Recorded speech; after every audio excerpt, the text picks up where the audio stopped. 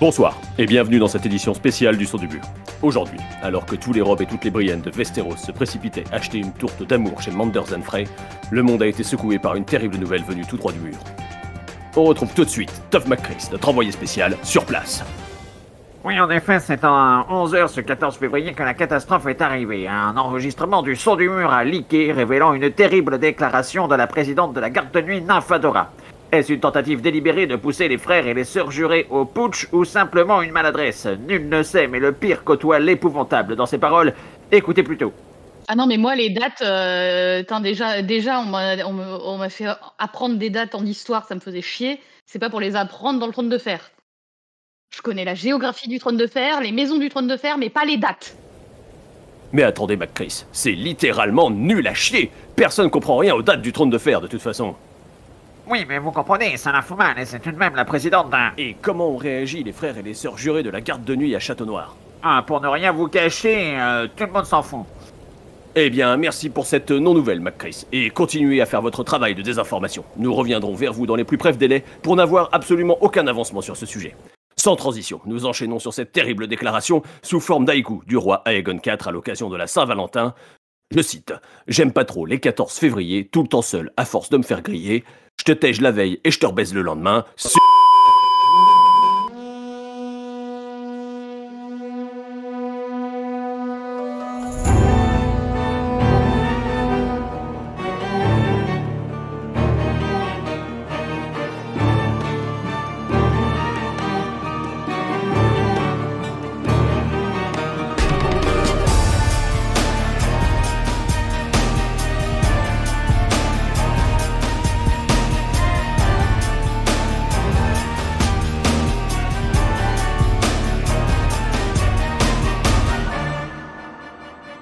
Bienvenue à vous qui nous rejoignez sur le mur pour une nouvelle patrouille. Aujourd'hui, nous allons quitter un petit peu nos quartiers de glace pour aller au plus près de l'actualité brûlante de Port-Réal, enfin actualité un peu au passé quand même. Au programme du sulfureux, du drama, de l'inceste, puisqu'on va parler d'Aegon IV qui fut surnommé l'indigne, mais qui aurait pu tout aussi bien porter le surnom de conquérant, quand on voit le nombre de personnes qu'il a mis dans son lit. Pour ceux qui n'en seraient pas familiers, il s'agit d'un roi des 7 couronnes dont le règne se situe entre 172 et 184 ans après la conquête, c'est-à-dire à peu près une quarantaine d'années après la danse des dragons et 130 ans avant la saga principale du trône de fer. On est toujours dans la continuité de notre rétrospective sur les feux noirs, il s'agit donc du deuxième épisode, on va aller fouiller un petit peu les origines en s'intéressant, on va dire, au père de toute cette merde, globalement. Pour plonger dans ce moment d'histoire qui comporte plus de coucheries qu'il n'y a d'épée sur le trône, du coup, j'ai avec moi les deux plus belles gossips de la garde de nuit, à savoir Nymph Adora Salut. Et John. Salut. Et du coup, sans transition, Nymph Adora, qui est Aegon? Alors, Aegon, pour ceux qui ont lu Feu et Sang, vous vous en rappelez peut-être, à la toute fin de Feu et Sang, il y a un bébé, c'est vraiment un sale gosse atroce, qui prend l'œuf de dragon de son petit frère et qui le frappe avec. Voilà, et en fait, ça va donner à peu près tout le parcours de vie d'Aegon. C'est résumé en Gregor 3 Style, lignes. quoi. Voilà, c'est un mec bien, quoi. Et qui adore son frère. Une fois qu'il a un peu grandi, donc bon, c'est aussi un mec hyper cool qui va être marié à sa sœur qui s'appelle Naerys. Sa sœur Naerys, elle a deux, trois soucis de fertilité. Elle a une santé très fragile et notamment après sa première grossesse, on va lui dire, après l'accouchement qui a été extrêmement éprouvant, que une nouvelle grossesse pourrait être fatale. Donc du coup, elle demande à Aegon de ne pas l'obliger à honorer ses devoirs conjugaux, parce que bon, au-delà de ça, il s'apprécie pas spécialement, tu vois. Mais Aegon, il lui dit non, je m'en fous. Donc il continue à coucher avec elle sans aucun plaisir, mais bon, c'est la loi. Sans plaisir ni consentement. Ah de la part de Nerys, clairement pas, non. Et en même temps que ça, il va avoir un paquet de maîtresses, et ça, on va y revenir parce que ça va être un peu le cœur de notre propos gossip. Mais bon, alors, il n'y a pas de consentement, tout ça, mais il n'y a quand même pas de violence parce que, donc, comme je vous disais, il a un petit problème avec son frangin. Son frangin, il s'appelle Aemon. Et son frangin, Aemon, il est hyper proche de Nerys. Et du coup, il a dit, mec, si tu touches à un cheveu de Nerys, je te bute. Et Aegon va écouter Aemon. Donc voilà, c'est comme quoi, tu vois, tout est possible. Donc, Aemon. Est-ce qu'on peut présenter un petit peu Aemon, du coup, qui est quand même un personnage un peu particulier dont on entend beaucoup parler finalement dans la saga, mais comme une espèce de référence de la chevalerie, quoi. Ça, Aemon, c'est vraiment le chevalier blanc parfait de la reine Nerys. On l'appelle Aemon Chevalier Dragon. Donc, c'est le frère cadet de Aegon IV et de Nerys. Et c'est l'un des plus célèbres lord commandants de la garde royale. C'est lui qui portait Noirceur, donc l'épée en acier valyrien de la famille Targaryen. Euh, et globalement, c'est vraiment l'épitome de la chevalerie, quoi. Le mec, il est grand, beau, fort. Il va participer à la conquête de Dorne avec son cousin, le roi d'Eron, le jeune dragon. Il va même prendre une flèche empoisonnée qui était destinée au roi, mais il va se rétablir. Enfin, vraiment, c'est the chevalier parfait, quoi. Mais du coup, probablement un peu par Qui, jalousie, qui- tout ça, et Gon n'aime pas, quoi. oui, qui dit chevalier parfait, chez Martin, dit forcément, ça met aussi en exergue toutes les non-qualités du personnage qui est à côté de lui, quoi. Ça. Et malheureusement, Aegon, c'est lui l'aîné, donc c'est lui l'héritier, c'est lui qui va devenir roi. Il est brutal, il est un peu salaud sur les bords. En plus, il est gros, gras, moche, voilà. Ah, Mais pas tout de suite, pas tout de suite. N'allons pas trop vite en besogne. Pour l'instant, il est encore un bon, peu fin. ouais, au début, ça va, il est à peu près fin. Et justement, puisqu'on parle de succession, on va parler de celle de Viserys II, qui est le père du coup d'Aegon. John? Alors, en gros, pour reprendre un peu le contexte, parce que je me suis du coup replongé dans cet arbre généalogique qui est celui des Targaryens, Absolument fou. absolument fou. Et donc, en fait, pour comprendre un peu le contexte, je pense qu'il faut même remonter avant Viserys II. Il faut savoir comment, en fait, pour savoir comment on en arrive à Aegon IV roi. Il faut savoir que avant ça, donc on a un autre Aegon et un Viserys qui sont frères. Des Aegon et des Viserys, il y en a partout dans l'arbre généalogique targaryen. Là, on a Aegon III, donc qui est roi. Bon, il a son frère Viserys, ça va. Je pense que Viserys est sa main. Oui. Aegon III a des enfants. Donc quand Aegon III meurt, c'est d'abord son premier fils qui hérite. C'est Daeron Ier, c'est le jeune dragon, c'est le roi dont on entend parler parce qu'il part à la conquête de Dorne. Il veut conquérir Dorne, il est un peu fougueux, etc. Il meurt. Le Bon. grand héros de En- Jon Snow, notamment, si vous vous rappelez dans la saga principale. Est-ce que c'est pas aussi un peu le héros de Darkstar, hein? Parce que tu penses qu'il Pour moi, est. c'est ce mood-là. Bah, on en a parlé alors, attendez.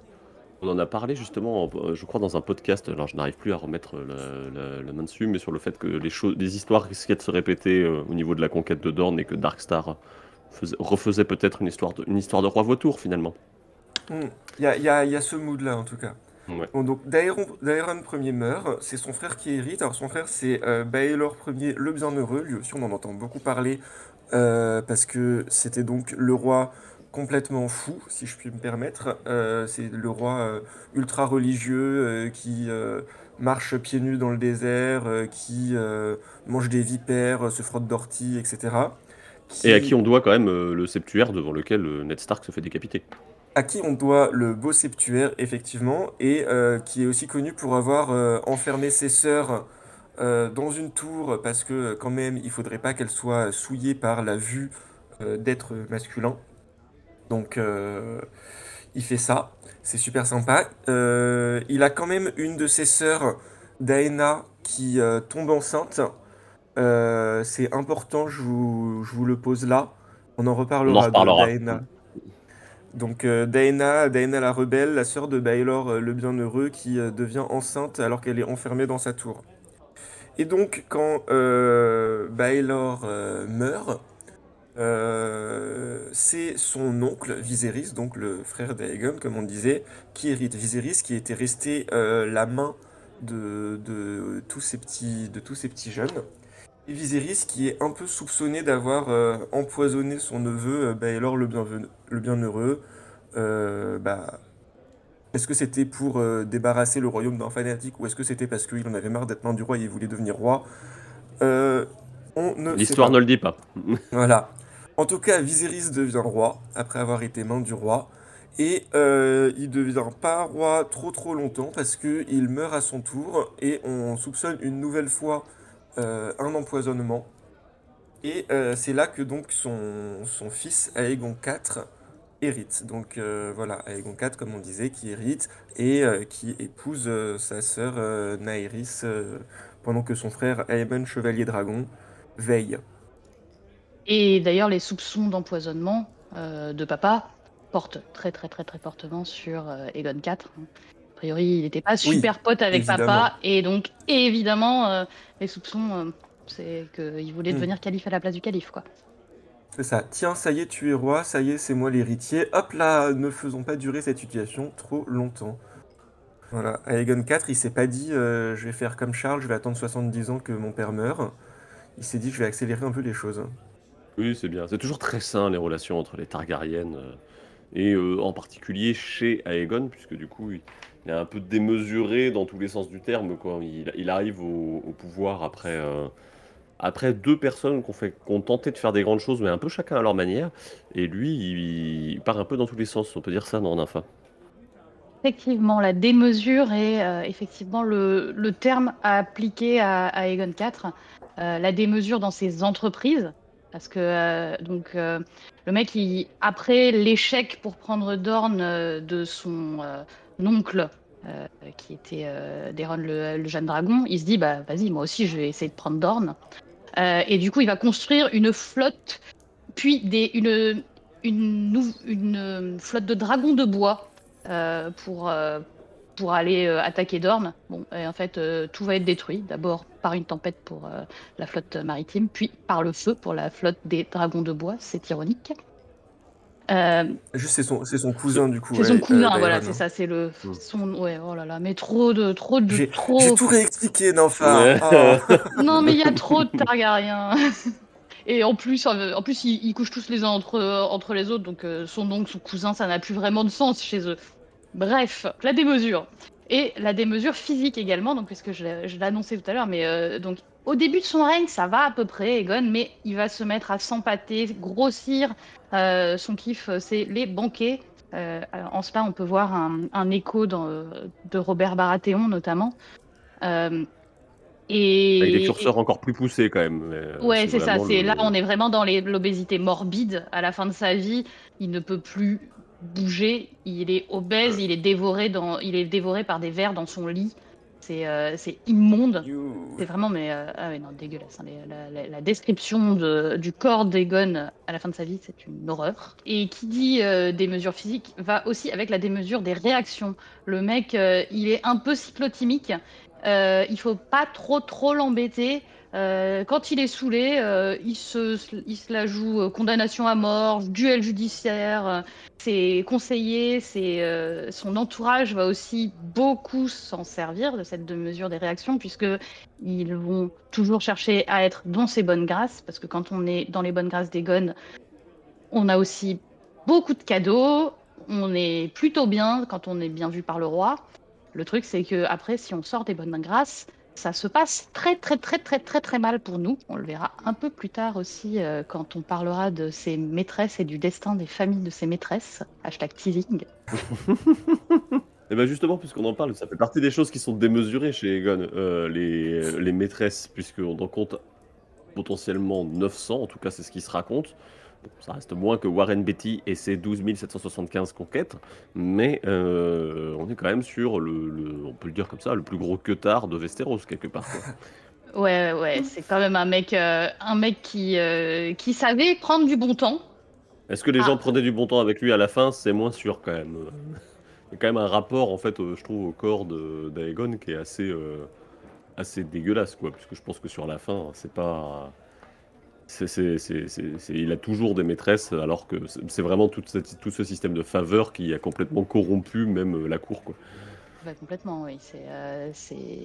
On envoie sa fille au roi pour se faire bien voir. Et on vend le corps de ses filles ou de ses femmes. Mais au tout début, pourtant, ça se passait bien. En fait, donc, il a notamment aimé 9 femmes plus particulièrement. Et au tout début, sa toute première, qui s'appelait Falena Castelfoyer, euh, c'était plutôt sans, on va dire. Ouais, C'était en donc. même temps, elle vient de la maison Castelfoyer. Est-ce qu'on peut rappeler la devise de la maison Castelfoyer? Fier d'être fidèle. En plus, c'est un mouton, leur blason, quoi. Oui, C'est vraiment. vraiment nul les Castelfoyer. C'est Franchement, vraiment juste des suiveurs de compète, quoi. Et donc, Falena Castelfoyer, je t'ai coupé, Nymphadora. Donc, Falena Castelfoyer, c'est une nana qui était à la cour depuis des années et des années. Notamment, donc on la voit à la fin de Feu et Sang, puisqu'elle participe à ce qu'on appelle le bal de la Jouvencelle pour concourir pour la main d'Aegon III Targaryen. Donc, vous voyez qu'elle est là depuis un bail. Mais au moment où elle a 24 ans, c'est elle qui va prendre le pucelage du petit Aegon, qui à cette époque-là n'en a que 14. C'est un peu une milf, quoi. Je pensais que t'allais dire deux. Mais Oui. c'est quand même, tu dis, genre, ça commençait bien. Bon, ça commence. Bon, il est déjà avec une vachement plus vieille. Ouais, d'accord, mais enfin bon, il reste avec elle pendant hyper longtemps, minimum 2 ans. En fait, au bout de 2 ans, la relation est découverte par un frère juré de la garde royale, et le papa d'Aegon, donc Viserys, décide de marier Falena à Lucas Lodson, qui était maître d'armes du Donjon Rouge, histoire d'étouffer le scandale. Et il éloigne Falena par le biais de ce mariage en les envoyant à Arenal. Mais Aegon est fidèle. Aegon va régulièrement visiter Arenal au cours des 2 années qui suivent. Donc en fait, il est quand même resté 4 ans avec sa première maîtresse, tu vois. Il semble vraiment l'avoir appréciée et avoir développé une vraie relation. En tout cas, plus que d'autres, hein. Quand on verra ce qui se passe après avec ses autres maîtresses qu'il a vraiment kiffé, celle-là, c'est un peu la plus saine, quoi, d'une certaine manière. jusqu'à un certain point, je pense, mais on aura l'occasion d'en reparler. Parce que John, du coup, il va pas se contenter juste de Falena Castelfoyer, contre-maîtresse, du coup. Non, contre-maîtresse. Bah, après Falena Castelfoyer, un peu après, il rencontre une jeune fille du commun qui s'appelle Mégette, qu'on appelle la jolie Meg. Donc, c'est déjà un signe qu'elle était jolie, c'est dans son nom. Qui était en fait, bon, qui elle était un peu moins libre que Falena, vu qu'elle est mariée à un forgeron du Conflent. Bon, ça n'empêche pas du tout notre vaillant Aegon de lui faire allègrement 4 enfants, ni plus ni moins. Et qu'il y a, c'est que ça se finit pas ultra bien cette histoire, parce que quand le prince Viserys, donc encore une fois son père, découvre l'existence de Mégette, il se dit non mais ça va pas, encore, il est pas content. Et il renvoie Mégette auprès de son mari. Et donc Mégette se fait battre à mort par son mari, ce qui n'est pas la plus belle fin des maîtresses d'Aegon. Il y en a, elles finissent pas toutes bien, mais elle quand même, je pense que... C'est un peu triste, quoi. C'est celle qui a eu le Ouais, malheur d'être aimée du puissant, quoi. C'est vraiment, on est presque dans un bah... cliché, presque d'histoire médiévalisante, quoi, tu vois. Ouais, bah disons qu'en tout cas, rentrer chez son mari après je sais plus, plusieurs années, presque 5 ans, je crois, euh, son mari était pas si content de la retrouver, en fait. Mais tout ça, c'est la faute de Viserys pour une fois, pour le coup. C'est pas trop la faute de Aegon. Aegon, Non, il s'en est pas lassé. non, Egon était plutôt sympa avec elle, hein. Parce qu'il faut préciser que là, on est encore sur les maîtresses, on va dire, même si il est marié à ce moment-là, on est quand même sur des maîtresses avant son arrivée au pouvoir. Oui, mais même Viserys n'est pas encore roi là. Hmm. Oui, il est juste main pour le coup. En même temps, il a pas régné longtemps, hein, aussi, on peut le préciser, Oui. le repréciser, c'est quand même un an de Mais règne. après, il sera mort, donc Ouais, c'est ça. il pourra plus envoyer des jeunes femmes chez leur mari violent. En fait, c'est un peu l'ancêtre de la police. Et donc, Nymphadora, après Mégette, à qui est-ce qu'on a droit? Après, on a droit à Cassella Levoix, qui est Veith en anglais, si je dis pas de Veif. bêtises. C'est ça, Cassella Veif. Et d'ailleurs, je suis un peu triste que on ait rajouté un le devant le voix, parce que casser la voix, ça sonne hyper bien.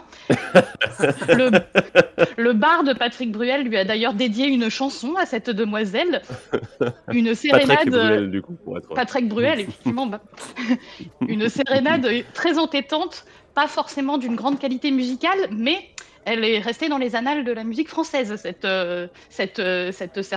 super cassée là, et c'est quand même super la classe. Et donc, à part sa chanson, qu'est-ce qu'elle a? Alors, donc, elle est dornienne, Cassella, et ça ne se voit pas forcément sur elle, parce qu'elle est, elle est côté dornien de sable, donc les dorniens qui sont plutôt blancs de peau. Elle a les cheveux blonds, quasi blancs, elle a des yeux verts. Elle est très, très, très, très belle. Et elle l'a vécu donc à l'époque de la conquête de Dorne par le jeune dragon, Daeron. Et en fait, elle est amenée comme otage à Port-Réal à cette période-là. Et c'est à ce moment-là, quand elle est amenée à Port-Réal comme otage, que Aegon s'éprend d'elle et qu'il la prend pour maîtresse. Et du coup, d'ailleurs, il l'a fait déménager dans ses appartements, tout ça. C'est assez officiel hein, comme façon de la prendre pour maîtresse. Ça se termine comment, du coup? Eh ben, en fait, donc là, on est donc à l'époque où Daeron est encore en vie. Et en fait, il se trouve que il va y avoir une rébellion des Dorniens et le roi Daeron va être assassiné en essayant de reprendre Dorne. Et en fait, on va faire exécuter tous les otages dorniens. Et Aegon, il commence à se lasser un peu de la meuf et du coup, il va lui dire, ok, bah vas-y, elle aussi, on peut l'exécuter. Allez, on la suicide. C'est ça. Là, Allez, on c'est bon. commence à être dans les moments où Aegon n'est pas très cool. C'est ça. Ouais, c'est ça. Mais heureusement, Baelor intervient, le nouveau roi Baelor le Bienheureux, et il la gracie, et il lui dit, bah vas-y, rentre à Dorne. Donc du coup, elle va passer le reste de sa vie à Dorne, et elle va quand même, de manière très romantique, persuader qu'Aegon l'aime toujours, attendre qu'il vienne la reconquérir. Et ça, c'est quand même... Romantique, est-ce que c'est le terme? Ouais.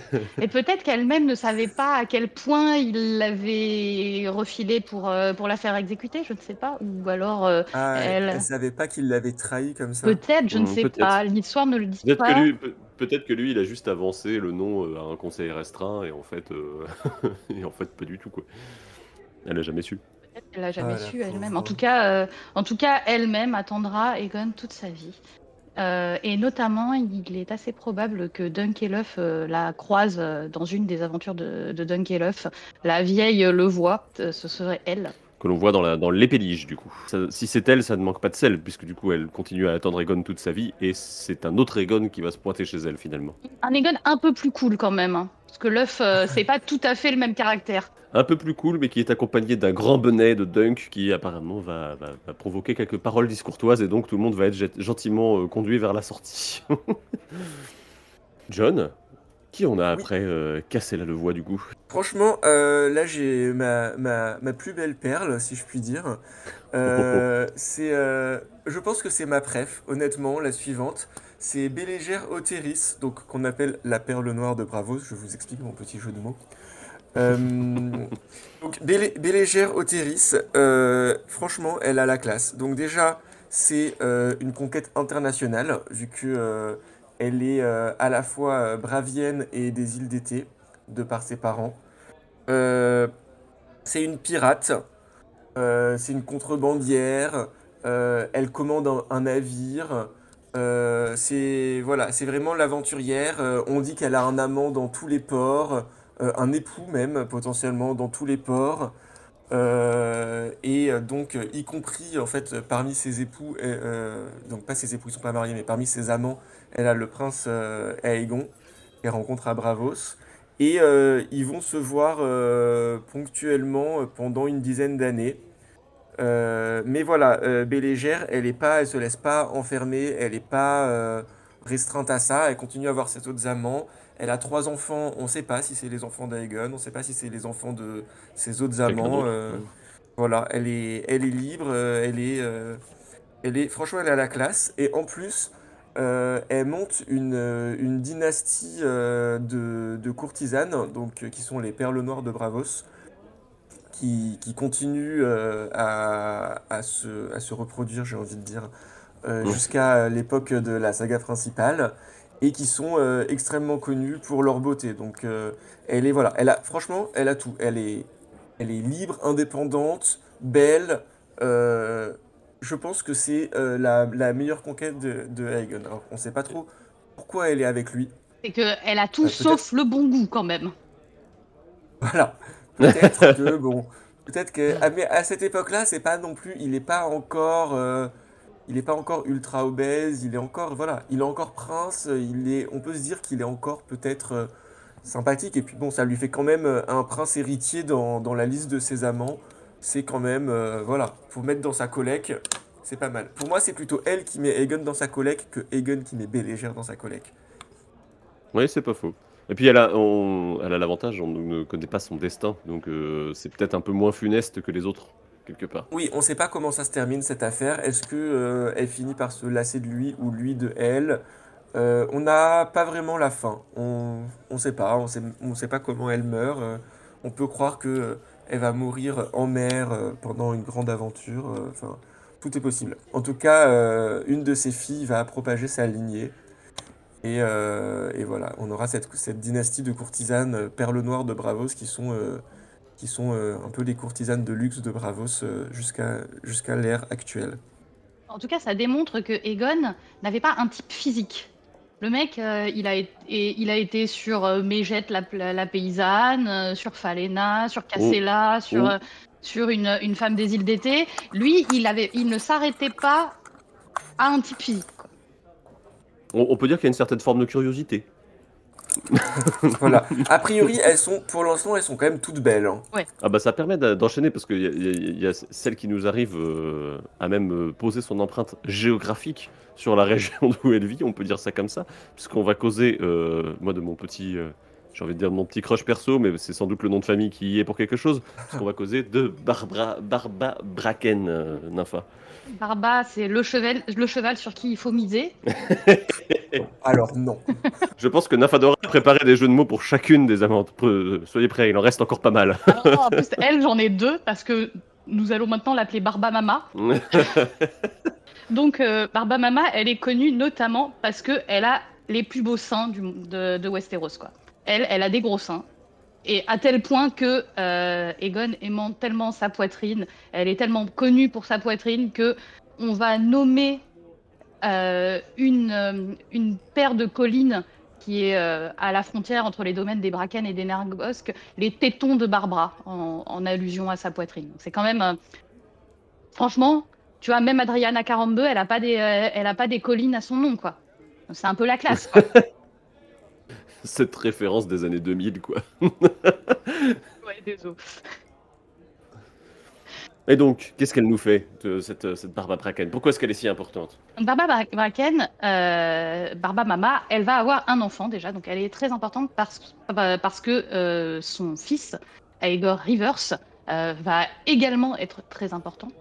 Au final, la relation entre Aegon et elle ne va pas durer si longtemps que ça dure à peine plus d'1 an, mais ça va nous donner donc Aegor dont on reparlera, Aigracier pour les intimes, il aura lui marqué de son empreinte Westeros très très longtemps.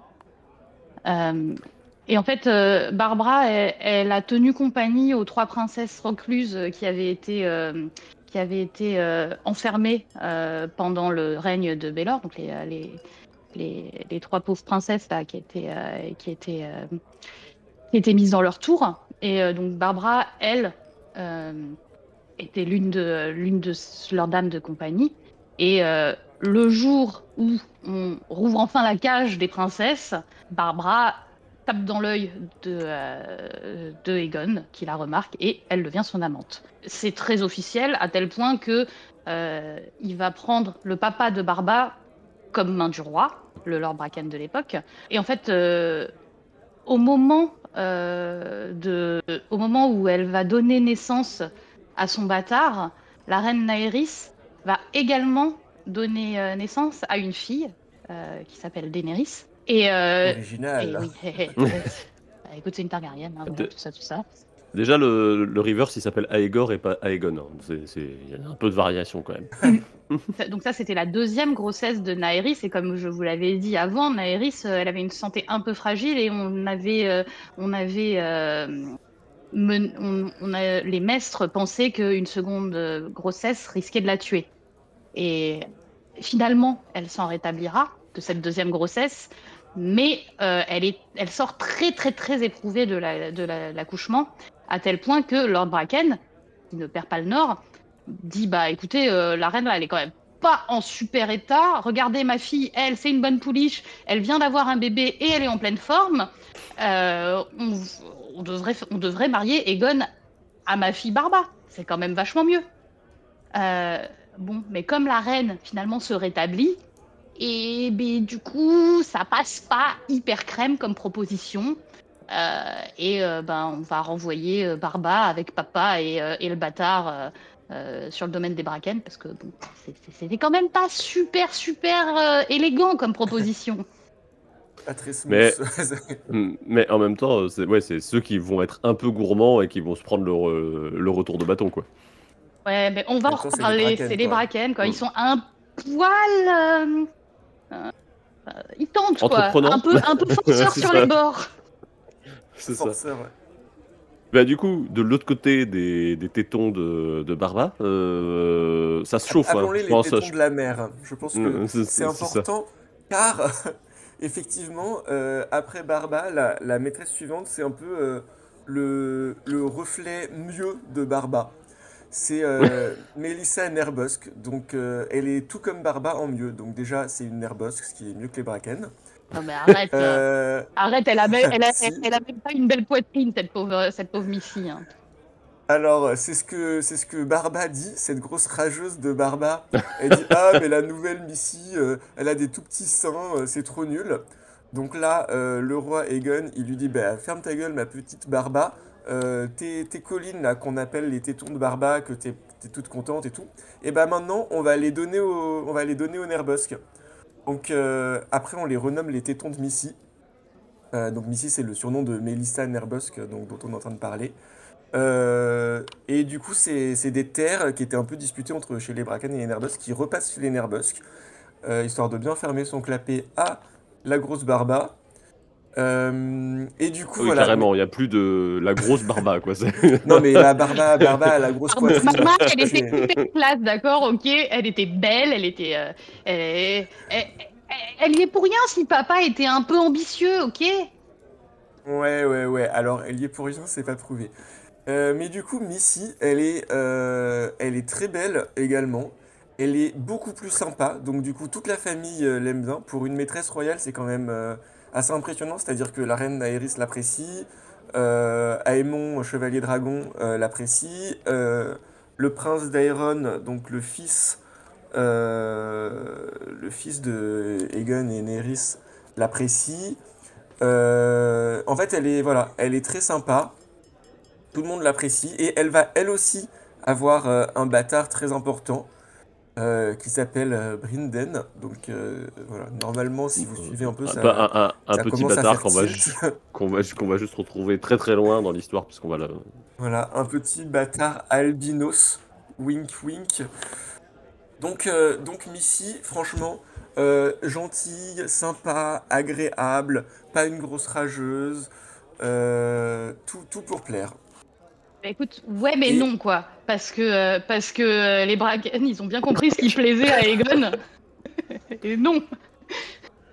Puisque Barba, ça passe pas, ils ont pris la petite sœur de Barba et ils l'ont élevée au rang de future maîtresse. Genre, Bethany, la... Ils ont vraiment pas de race, les Bracken. C'est vraiment les pires. Ils sont honteux, mais vraiment très drôles quand même. Ils sont horribles.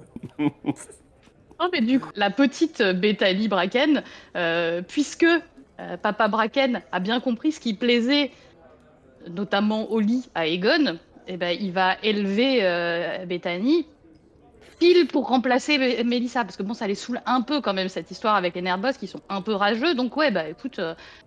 Un peu rageux. Bon, du coup, Bethany débarque à la cour, et elle sait tout ce qu'il faut pour séduire le roi, et donc bien sûr, elle séduit le roi. Et donc, bye bye Missy. Mais bon, après, qu'est-ce qu'elle nous fait, la petite Bethany, hein, qui a été formée toute sa vie pour séduire le roi? Est-ce qu'elle gâcherait pas un peu tout? C'est pas sa faute, c'est une romantique, ok? Tout d'un coup, elle rencontre Terence Tignac. Et Terence Tignac, ben, c'est un chevalier de la garde royale, il est stylé, quoi, mince. Bon, le truc, c'est qu'elle est pas méga discrète, cette pauvre Bethany, avec Terence, et le roi va les surprendre au lit. Là, on commence à être à un moment où le roi, il est plus au top de sa forme, hein, quand même. Ouais, là, Je il veux a pas quand même défendre bien Bethany parce que grossi. c'est quand même une sale braquenne, mais Ouais, non, mais c'est ça, il est un peu dégueulasse. Attends, mais la pauvre petite, on l'a élevée pour faire viande fraîche pour le roi. oui, c'est clairement son père, l'horrible personne. Voilà, elle y est pour rien, quoi. C'est bon, là, tout d'un coup, on lui propose un beau chevalier blanc, tout ça, qui a bien dû comprendre les affres par lesquelles elle passait. Bon, elle va voir ailleurs, quoi, ok. Et puis, elle va bien s'en mordre les doigts, cette pauvre petite Bethany, parce que donc, du coup, après s'être fait choper au lit par Aegon, et ben, du coup, Aegon va dire, ok, ben, meuf, tu vas assister à la torture de ton amant. Et puis après, ben, on va t'exécuter. Et puis bon, ben, comme tout, quand même, il n'est pas totalement bête au point de ne pas avoir compris que tout était la faute de papa. Donc, du coup, il en profite pour exécuter aussi Lord Bracken. On va J'espère qu'on en finisse avec les conneries. Hein. C'est pas une grande perte pour l'humanité quand même, avouons-le. Papa Bracken, bon. Non, mais petit mood Otto Hightower de la série House of the Dragon, je trouve. Ouais. Mais Papa Bracken, tu vois, il y a un côté, ah non, mais ces gens sont chiants et un peu glauques, on va les supprimer. Et il fait un truc encore plus glauque après. Parce que si on s'intéresse un peu à la maîtresse suivante, ça commence à devenir vraiment sordide. Je vais la laisser à Nympha, elle aussi, parce que Nympha aime bien les histoires de famille. Ouais, alors, rappelez-vous, revenons en arrière. Nous avons commencé le beau chemin vers l'amour de Aegon par Falena. Falena, sa maîtresse, qui était donc un peu plus vieille que lui et qui l'a déniaisé. Il aimait beaucoup Falena. Et ben, du coup, Falena, un beau jour, elle a eu une fille qui s'appelle Jane Lodson. Et bah, du coup, Aegon, il va choper la fille, hein, parce qu'après avoir chopé la mère, autant choper la fille. Alors, les mauvaises langues disent que peut-être Jane serait la fille directe de Aegon, mais en termes de timing, ça colle pas hyper bien. Donc, c'est un peu, ça sent un peu les mauvaises langues quand même. A priori, Ouais, c'est du a commérage, priori, je ce pense, serait hein. que du gossip de bas étage, et nous, on est sur le gossip de plus haut niveau, quoi. Donc, On ne Mais elle va dira lui pas faire, ça. mais Et donc- elle va lui faire un petit cadeau à Aegon quand même, cette maîtresse-là. non, C'est alors, non, le alors c'est le contraire. Enfin, c'est-à-dire que sur le papier, Egon va dire qu'elle lui a fait un cadeau. En vrai, c'est plutôt l'inverse. Le truc, c'est que à cette époque-là, le roi développe la vérole et, Ah, ça me dégoûte cette histoire. et du coup, Jane, elle aussi, elle développe la vérole, forcément une MST, hein, voilà. A priori, c'est plutôt le roi qui lui a transmis la vérole que l'inverse. Mais le truc, c'est que forcément, Aegon ne peut pas vraiment dire que c'est lui qui a filé la vérole aux autres. Donc, du coup, Jane, on va l'accuser d'avoir filé la vérole à Aegon. Et du coup, on va la renvoyer avec sa famille à Arenal. Et ça vérole. Oh, la pauvre petite, elle a 14 ans à ce moment-là, hein. Oui, non, c'est pas glauque, je trouve, c'est assez sain comme rapport. Horrible. C'est vraiment. Non, mais ça c'est lui vraiment apprendra à la ressembler pire à du lot, je maman, pense. quoi. Écoute, aussi. Oh Hein. là là. Si t'avais pas compris la leçon avec les Bracken, On en remet une couche. Je pense que c'est encore pire que l'histoire de Bethany, quoi. Non, je pense quand même la pire, c'est quand même celle qui subit le féminicide de retour à la maison, quoi. Ah, la petite La petite mégette. mégette, petite elle, mégette. elle a vraiment rien demandé à personne. C'est vrai, elle s'est faite acheter, oui, parce que je vous avais pas dit, mais en gros, pour que son mari, au début, la laisse partir avec le prince, il se fait payer, en fait. Il est complètement au courant de ça. Donc il se fait payer, et après, quand elle revient, il la Il tue. la bute, quoi. Super. Super. Mais après, à la fois, le coin dans lequel dans lequel Aegon va pour chercher ses maîtresses, ça reste le Conflans, hein, donc faut pas trop s'étonner. Un endroit comme ça, qui a les pieds dans la boue à peu près 80% de l'année. Hein. C'est vrai qu'il en prend beaucoup dans le Conflans. Oui, mais parce que forcément, après, tu vois, genre quand il a rencontré la petite Bethany, la petite sœur de Barba, c'est parce qu'il allait voir son gamin, tu vois. Parce que c'est quand même un bon papa, en fait. Du coup, C'est vrai. il est allé voir, le petit Égor, quoi, parce que bah, il a un fils, Ah, il va c'est le ça. rencontrer. Et puis c'est comme ça, du coup, qu'il va nouer des liens avec la petite sœur, parce que bah normal, quoi, tu vois. Il faut, C'est un cercle vicieux. il a la famille Ah, là sur place, donc pareil. Écoute, là il y a Falena, bon bah il l'aime bien, tu vois. Oh bah tiens, il rencontre sa petite fille, normal, quoi, tu vois. Il a créé des liens le mec, là-bas. le mec, il fait une tournée familiale, quoi. Quand il part dans le Conflans, ça ressemble à un repas de Noël, finalement. C'est ça. Et quand il en Ah, croise une qu'il avait encore jamais rencontrée, il se dit, bah tiens, c'est l'occasion. Ah, celle-là, je essayons. la connaissais Hein. pas. Ouais, c'est ça, c'est vraiment, je te regarde, t'es dans mon lit, quoi. Y a pas de, ça va pas plus loin. Après, peut-être, moi, je me demande si tu vois, il a pas, si genre Bellégéré ou Bellégère, je sais pas comment on le dit, Belligear peut-être même en anglais. Othéris, elle l'a pas genre tège, et qu'après il s'est dit non, mais j'arrête l'exotique, je vais retourner dans le Conflans, c'est Bah plus simple. alors après, il arrête pas complètement l'exotique quand même. Parce que sa toute dernière maîtresse officielle, donc c'est Sérénaï de Lys. Donc comme son nom l'indique, elle vient de Lys. Donc on revient sur l'exotisme sur la fin quand même. Et Sachant que Lys, c'est à peu près exotique comme la France, quoi. Parce que bon, c'est quand même l'endroit où ils mangent des cuisses de grenouille, machin, tout ça. Pour repréciser, quand même, c'est la France de l'univers de Martine, quoi. Mais oui, mais justement, c'est c'est hors là où les femmes Westeros. sont les meilleures, tu vois. C'est quand même là où les femmes sont les plus belles et c'est là où on a les meilleurs esclaves sexuels. Je veux dire, excusez-moi, mais on est bien français, nous, ok? C'est vrai. Et Et est-ce qu'ils se lavent Sérénaï, jamais?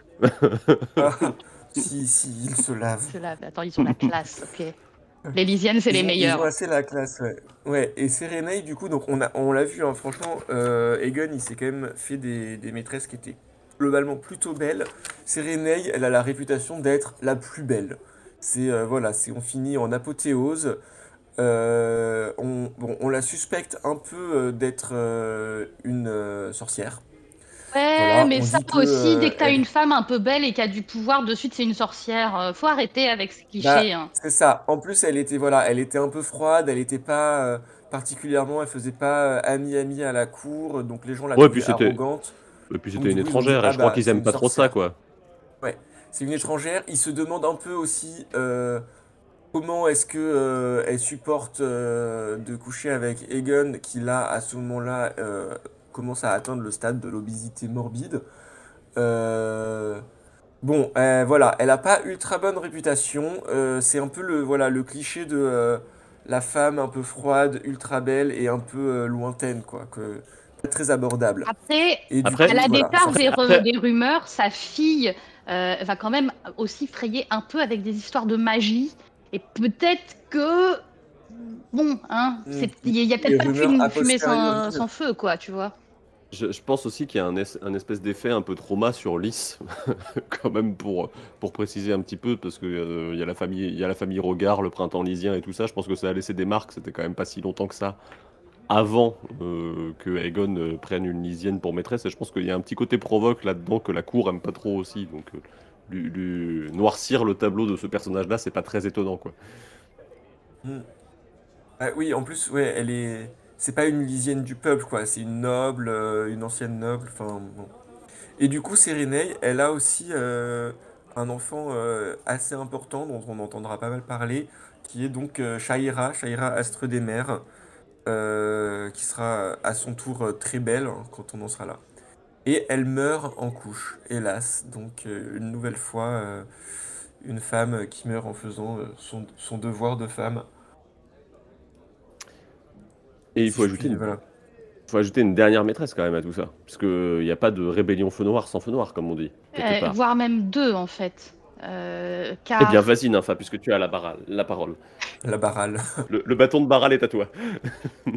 ouais, alors parce que vous vous rappelez qu'on a parlé des fameuses princesses qui étaient dans la tour là. Alors on va commencer Les sœurs de les sœurs de Baelor. Baelor. On va commencer par Elena Targaryen. Elena Targaryen, alors elle a une petite particularité. Elle a les super cheveux platine des Targaryens, plus une mèche dorée. Et elle a un œuf de Pas dragon mal.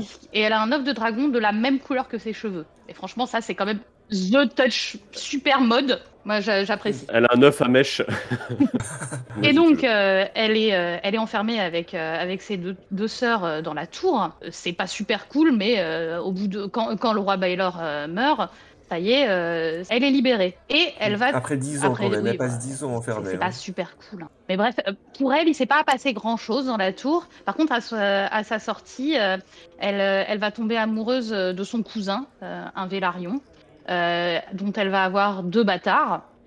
Et on va la marier plein de fois. Et il se trouve que, notamment, elle va être mariée à un mec qui s'appelle Lord Ossifer Pryn.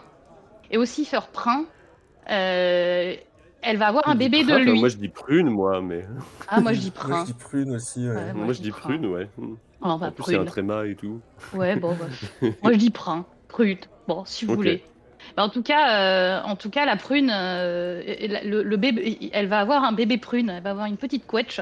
Et le, le truc un peu louche, c'est que le petit bébé, là, la petite prune, va naître un peu après les 9 mois nécessaires à la conception, parce que Ossifer Prune est mort. Et un peu après les 9 mois, Viserys Prune va naître. Et c'est un poil louche, cette histoire. La rumeur veut que le vrai papa de cette petite prune serait le roi lui-même, Aegon IV. On sait pas à quel point c'est vrai ça. Ou est-ce que c'est des mauvaises langues qui viennent rajouter, charger la barque d'Aegon En tout cas, Mais elle était vraiment beaucoup à la cour, elle était proche de la cour, et c'est vraiment un personnage qui est assez intelligente et qui sait mener sa barque. Et ce que l'on sait en tout cas, c'est que a priori, Aegon, peut-être, il lui aurait donné un enfant, mais en tout cas, il est plus que probable qu'il ait donné un enfant à sa sœur Dena. Donc une autre des filles qui a été enfermée dans la tour.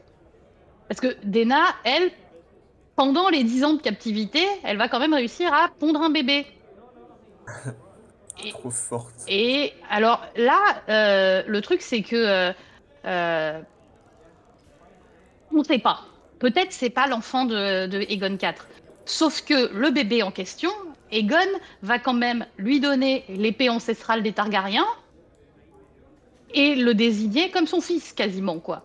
Donc bon, à ce moment-là, t'as envie de te dire que même si on n'a jamais vraiment dit que c'était le papa, bah c'était quand même bien le Bah, papa. il le reconnaît quand Lui, il le même. reconnaît, mais elle a pas vraiment. Elle a toujours refusé de révéler le nom de papa. mystère. Ce qui est intéressant aussi avec ces histoires de bâtardise à la fin, là, sur les 2 derniers cas que vous avez cités, c'est que pour le coup, chez les prunes, ça a des conséquences un peu dans la saga principale, puisqu'on retrouve Ben Prune beaucoup plus loin autour des histoires de Daenerys. Et on peut dire que il y a de la théorie derrière pour que ce soit quand même un espèce de. Encore un Targaryen caché, quoi, quelque part, quoi. Enfin, un descendant de Targaryen caché. Et tout à fait. D'ailleurs, il a une affinité au dragon que les autres n'ont pas, ce qui est l'un des éléments qui soutient cette théorie. Et on a un petit peu parlé d'eux, mais je pense qu'il va quand même falloir aborder la question des grands bâtards, finalement. Et des fils légitimes de Daeron, de Daegon, puisque c'est quand même un peu l'enjeu de ce qui va suivre derrière, c'est-à-dire les officiels contre les non-officiels, quoi. c'est pas tout à fait les officiels contre. Enfin, c'est un peu plus compliqué que juste les officiels contre les non-officiels. Parce que même dans ces non-officiels, dans ces grands bâtards, ils sont pas. C'est pas un groupe uni un groupe de bâtards, j'ai envie de dire. Je ne sais pas comment le formuler autrement. Sur les grands bâtards, en gros, il y en a quatre, hein. Ce qu'on appelle les grands bâtards, c'est les bâtards dont la mère était noble. Euh, va y avoir un peu deux camps, donc quand on en sera au moment où les camps s'affronteront. Donc peut-être qu'on les... On fait quoi? On vous les présente d'abord et après on vous explique pourquoi ils s'opposent. Tout simplement, oui, tout simplement, en fait, il y a une remise en question de la légitimité de celui qui a la couronne à la mort d'Aegon, qui est Daeron. Et peut-être on peut passer peut-être sur ce volet-là, parce qu'on a parlé tout à l'heure de Nerys et Daemon le Chevalier Dragon, et peut-être il est Oui. temps de se poser la question de la légitimité de la descendance de ce côté-là. Bah, en gros, donc, Aemon, ce qui est marrant, donc Aemon Chevalier Dragon, enfin vous l'expliquiez tout à l'heure, c'est vraiment le chevalier blanc, etc. Et en fait, moi je trouve qu'on peut vachement faire un parallèle avec Lancelot.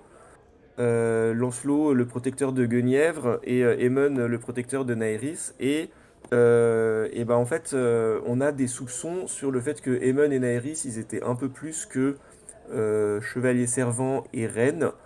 Et donc, des gens suspectent le fait que Daeron II, donc le fils officiel de Aegon IV et Naerys, pourrait être en fait un bâtard de Aemon.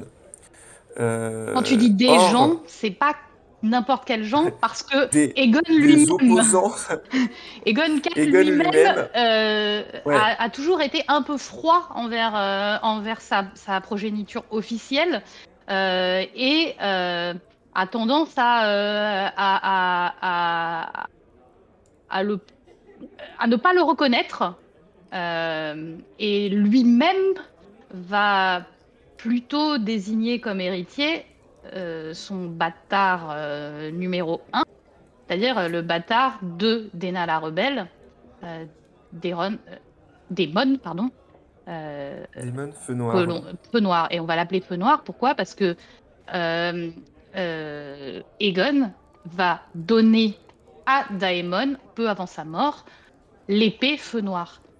L'épée Feu Noir, c'est l'épée du roi Targaryen. Et donc ce grand acte, qui est quand même un acte très symbolique, euh, euh, démontre que Aegon, lui, il a choisi son héritier. Son héritier, à ses yeux, ce n'est pas Daeron, son fils présumé avec Naerys, qu'il suppute être plutôt le fils de son frère Aemon, mais, plutôt lui, il veut un peu foutre la merde et désigner Daemon, le fils de Daena, comme l'héritier légitime.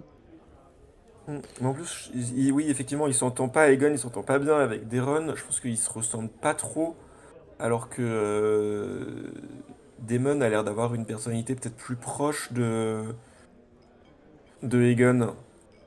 En tout cas, c'est sûr qu'il lui fait pas un cadeau à son fils officiel Daeron quand il reconnaît. Parce qu'en fait, ensuite, non seulement Aegon, il va donner l'épée valyrienne à Daemon. Donc, j'espère que vous suivez parce que les noms se ressemblent. Mais en plus, il décide de reconnaître tous ces bâtards. Donc, en faisant ça, il donne de la légitimité à tous ces bâtards, et dont en particulier à Daemon, Feu Noir, un peu la tête de proue du mécontentement. Et en plus, ensuite, alors, ce qui va pas aider, c'est que au début, malgré tout, au début, ça se passe pas trop mal, je dirais, mais Daeron est quand même en moyenne posture quand il hérite. Et il y a un moment où il fait, alors je sais pas si c'est un bon move ou si c'est un move loupé, mais il a un autre problème qui est que Daemon, Feu Noir, son demi-frère qui est un peu qui était un peu le chouchou de papa, est amoureux de Daenerys, La sœur, donc Daenerys, je sais pas si vous vous en souvenez, on en a parlé quand Naerys a failli mourir en couche, etc. Ah, Propos c'est de celle, Barbapapa. c'est celle qui est née en même temps que Barbabama a mis au monde Aegor. Voilà. Ouais. Et du coup, Daeron, il se dit, en fait, si je marie Daemon et Daenerys, bah Daemon, il vient encore récupérer plus de légitimité, parce que du coup, il épouse ma sœur, il épouse une qui est vraiment dans la lignée directe, etc. Il se dit, ah, pas bien. Donc du coup, il marie sa sœur à un prince Martel, donc ce qui est Maron Martel de son prénom. Maron Martel, donc ce qui, d'un point de vue politique, côté Martel est un bon move, ça rattache Dorne aux sept couronnes. Surtout que lui-même Euh, lui-même a épousé également une Martelle. Il s'est marié lui-même avec oui, Maria Martell. Maria, Et en fait, c'est la façon dont finalement Dorne va rentrer dans les sept couronnes.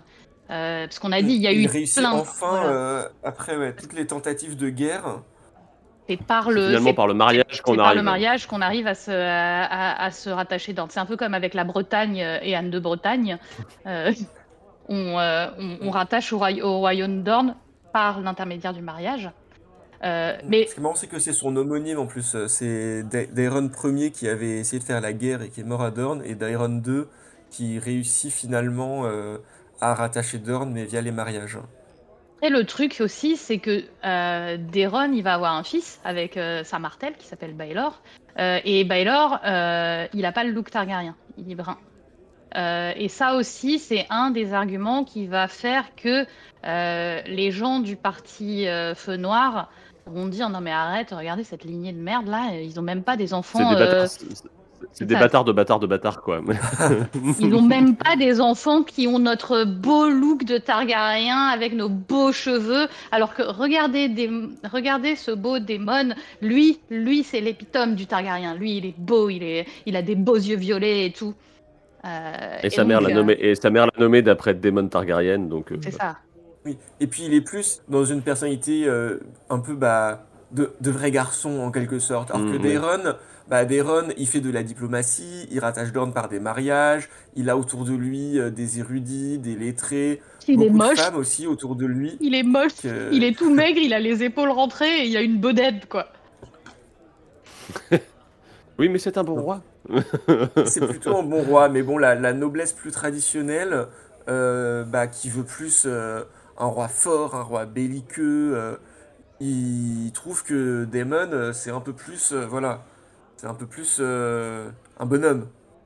C'est plus un, on va dire, entre guillemets, un leader charismatique à suivre que l'autre, quoi, c'est sûr. Non seulement il a un petit côté leader charismatique parce qu'il est beau gosse, mais surtout en plus il a un autre soutien de poids qui est pour le coup lui vraiment un leader charismatique qui est Aegor Rivers, donc le fils de Barbamama, qui va prendre le parti de son demi-frère et qui va dire non mais regardez voilà il est génial et Aegor Rivers lui c'est quand même le mec qui a un charisme de malade. C'est lui qui va monter la Compagnie Dorée notamment.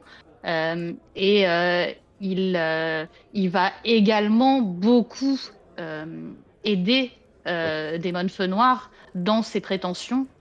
C'est un chef militaire accompli Ah. et gracié, quand même. Et c'est un peu un rageux aussi quand même. Ah oui, mais en même temps, c'est un Draken. Hein. C'est quand même le clan des rageux, ce camp-là. Parce que de l'autre côté, c'est sûr que les bâtards, dans les grands bâtards, on en a quand même d'autres qui vont plutôt soutenir Daeron le bon. Et bah, ça va être Brynden Rivers, l'albinos, qui est plus lui aussi dans les cercles intellectuels, disons, qui va être plus dans l'espionnage, peut-être le poison, la magie, Ouais, ce parce genre que de bon, choses donc il va devenir Freux-Sanglant, hein, Brynden Rivers, plus qui va tard. devenir feu sanglant. Si Euh, vous n'aviez pas compris toutes nos allusions. c'est- et disons que c'est quand même pas genre the mec bien, Il- quoi. il- Tu peux pas non plus dire que il est la team hyper mec sûr, quoi. Brynden Rivers, plus subtil en tout les cas. gens, plus subtil, les gens, d'accord, mais enfin bon, moi je traînerais pas trop avec quand même. Hein. les gens développent quand même une espèce de peur. Ça, on le voit dans la troisième nouvelle de Dunkelhoff de Brynden Rivers. En disant que Le mec c'est Big Brother, ouais. Oui, Voilà, oui. donc Avec sa police secrète. ouais, c'est ça. Mais en même temps, est-ce qu'il n'est pas obligé de faire ça vu tous les rebelles qui se cachent partout dans son royaume? Après tout, c'est leur faute à eux. Je me lancerai pas dans ce terrain-là. Très bien. Ça devient Et beaucoup donc, trop glissant. Pourquoi je disais qu'Aigracier c'était un rageux? C'est aussi parce que donc la quatrième grande bâtarde importante qui est donc Shaira Asmodémer, dont on parlait tout à l'heure, qui est la fille de Sérénèe de Lys, qui elle aussi est ultra belle, la plus belle femme des sept couronnes, etc. En Avec fait, ses yeux verrons, non? Aigracier et Je crois qu'elle a les Freux-Sanglant, yeux Elle a verrons. les yeux verrons, ouais. oui, et Aigracier et Freux-Sanglant, en fait, se battent un peu pour ses faveurs. Et en fait, Shaira finit par coucher avec Freux-Sanglant et jamais avec Aigracier. Et donc, bah, forcément, Aigracier, ouin ouin, il a pas eu la jolie fille. Et donc, du coup, bah, il va faire la guerre à celui qui a eu la jolie fille. Et donc, il peut forcément, un peu mécaniquement, même si de base il avait plus d'affinité avec Diamond Feu Noir, hein, je dis pas que c'est que ça, mais c'est sûr que là, il peut pas continuer à soutenir Daeron, qui lui a le soutien de Frosson Blanc, qui a eu les faveurs de Shaira. Alors, Ouais, après, Shaira, ça, elle est un peu. Bon, ça l'amusait de ouf de voir ses deux admirateurs se battre pour elle. ah bah oui, Et elle joue elle en joue avec, de hein. ouf. Elle est pas super clean non plus, surtout que c'est a priori elle qui révèle les secrets de sa magie à Bryndon Rivers. Elle l'a beaucoup assisté dans son rôle de Big Brother. Elle est réputée pour faire beaucoup de magie noire. Elle se baignait dans du sang pour Bah oui, conserver sa beauté, forcément, forcément. une belle femme forte et indépendante, forcément, elle fait de la magie noire et elle se baigne dans du sang. À mon avis, c'est N'oublions pas Aigracier que cette qui a histoire est lancé écrite cette par des hommes. rumeur. Hein. N'oublions pas que dans cette histoire, il y a Mélisandre, qu'elle a beaucoup d'échos de notamment Mélisandre d'un certain nombre de sorcières. Il se trouve qu'il y a un certain nombre de sorcières avérées dans l'histoire de Martine, donc peut-être c'est des mauvaises langues, ou peut-être que Martine a lui-même un certain nombre de clichés dans sa tête qu'il reproduit dans ses écrits. Peut-être. Vous pensez C'est à quelqu'un qui possible. commence par Alice et se termine par Rivers, peut-être, dont on a déjà parlé dans les émissions Par exemple. sur les grandes maisons avant House of the Dragon. Là-dessus, je vous propose de conclure. On a fait un peu le tour de tout ce qui était d'ordre un petit peu personnel et des relations vraiment entre les différents groupes et les différents personnages qui officient à la cour sur cette période-là et pourquoi ça crée des problèmes un peu derrière. On va laisser peut-être un petit peu le pendant politique au prochain épisode qui sera consacré, puisqu'on va revenir sur l'origine politique, même si on a un peu abordé ça avec la question de Dorne, des rébellions Feu Noir, et puis on va détailler un petit peu ces fameuses rébellions. Pour le coup, je serai en présence le mois prochain du Mestre et du Chevalier, et je vous laisserai rencontrer ces deux personnages quand on se retrouvera. Je vais vous dire merci à tous les deux d'être venus parler un petit peu bâtard et maîtresse avec moi. Merci. Merci. Merci à tous ceux qui nous ont suivis pendant cette petite patrouille de la garde à Port-Réal. La semaine prochaine, vous avez rendez-vous une dernière fois avec Stanis dans la Chandelle de Verre et vous y causerez barbecue, puisque vous serez en présence d'Alester Florent. Au mois de mars, la Chandelle de Verre joue à domicile, puisqu'il s'agira de 2 podcasts sur Villevieille, avec des personnages qui jouent avec les noms et les masques comme autant d'identités multiples. Et non, il ne s'agit pas de cette peste surcotée d'Aria. D'ici là, portez-vous bien et n'hésitez pas à nous suivre sur les réseaux sociaux pour discuter Feu Noir ou pour discuter de toute autre chose. Peut-être il y aura un Twitch sauvage qui apparaîtra à certains moments, mais vous pouvez aussi suivre les MMA. Et il ne s'agit pas de petits combats dans l'octogone, mais bien de bouquins que lisent notamment John et Nymphadora. Je ne sais pas quel est le programme qui suit pour les manuscrits de Mestre Aemon. Pour juste bientôt, vous avez Vampiria de Victor Dixon, donc jeudi 16. Et après, au mois de mars, on lit le dernier livre de Jaworski, début mars, le 9, je dirais. Et plus tard, en mars, on lit La Machine de Katia Lanero Zamora. Autant de choses, du coup, pour remplir toutes vos piles à lire. Sur ce, on vous laisse sur le mur et on vous dit à la prochaine. Ciao, ciao!